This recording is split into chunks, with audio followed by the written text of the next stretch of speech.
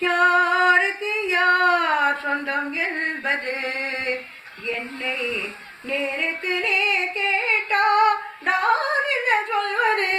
யாருக்கு யார் சொந்தம் என்பது என்னை நேருக்கு நேர் கேட்டா நான் என்ன சொல்வது?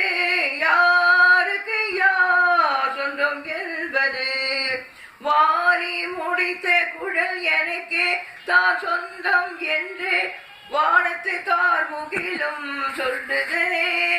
மலர்ந்து விளங்கும் முகம் எங்களின் இனம் என்று வண்ண மலர் எல்லாமே துள்ளுதே.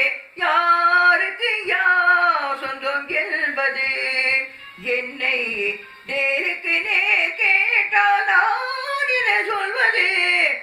யாருக்கு யார் சொந்தம் என்பது வண்ண மலர் என்று வண்டுக்கு தான் சொந்தம் வழங்கிடும் அதுவாலே இரண்டுக்கும் ஆனந்தம்.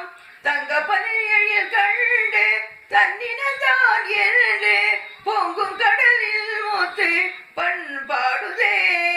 குங்கும இதை கண்டு கோவை கனி எல்லாம் தங்களின் இடம் என்று ஆடுதே.